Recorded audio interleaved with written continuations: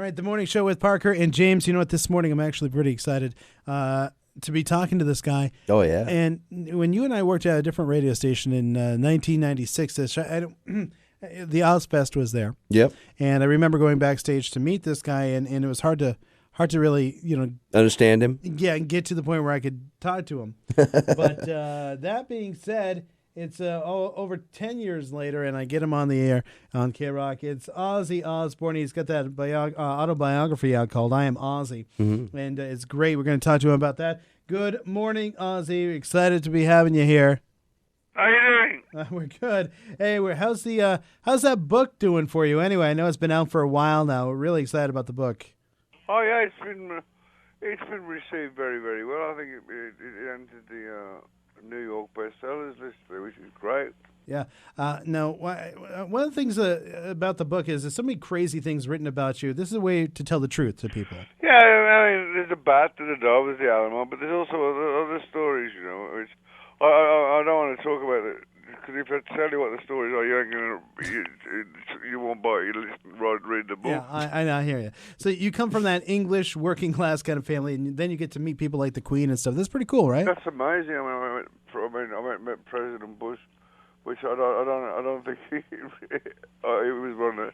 I had to get the president who was least liked in history. I met them. I met the Queen. I met Prime Minister of England, which wasn't a great rock and roll moment for me. I met a lot of people. Eventually I met one of my heroes, Paul McCartney, who's a very nice man. He's very accommodating, very, very, very nice guy. Yeah, I'd like to meet a Beatle. So, your music stuff aside, it's so funny because so many people get to kind of meet you and learn through the Osbournes about you. Yeah. But I don't know. I mean, my wife and my daughter do the TV stuff, and Jack, my son, looks like he's going to be working behind the camera instead of in front of you. Okay. But it was an unexpected, nice surprise in my career, our careers, rather. Yeah.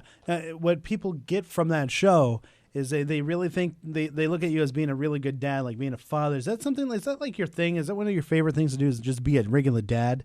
Well, it's the hardest thing. I don't know about the baby. It's you don't go. My wife's having a baby. I'm looking. You're looking at the kid, but it's just get on with it. It's the hardest. Being a parent, in my opinion, is one of the hardest jobs in the world. Because you never know what you're giving them good information or not.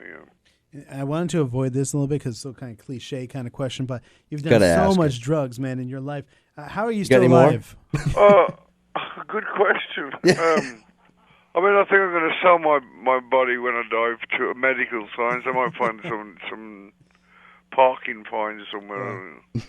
I mean, it's I'm not bragging about that, but just because I didn't die doing all that, don't mean to say you've inherited some rare survival gene.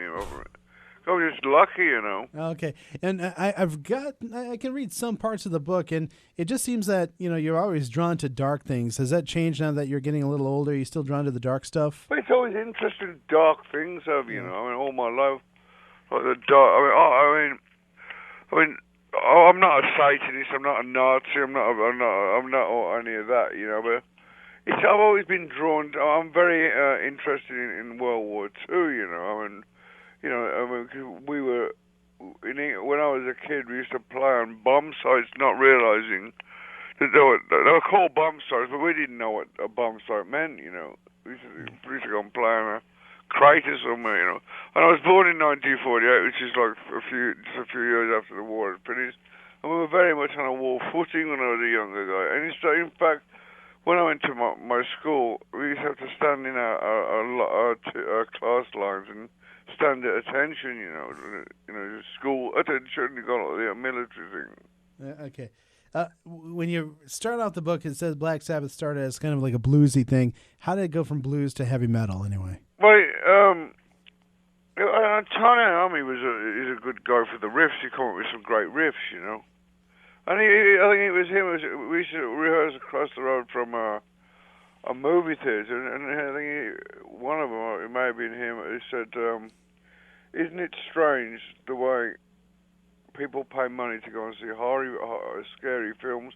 Why don't we start writing scary music?" And it went from there. All right, very cool. I know that we're getting really short on time, but it's the book is called "I Am Ozzy." Ozzy Osbourne, thanks for being on the show, man. Thank you for having me. No problem. Very cool to have The Ozzy Oz Osbourne, the Oz man, on the morning show with Parker and James. Yeah, that's what show we have. Yeah, that's what Yeah, that's it. That was hard. I gotta say, Yeah. he's not on the line with us. Yeah, we'll have it transcribed later. That was hard to understand. And when I asked him questions, I was hoping that I understood what he said previous to that. Yeah. But It was kind of like talking to the teacher from the Peanuts. yeah. But anyway, it's Ozzy. It's Ozzy. Cool, and it's on K-Rock.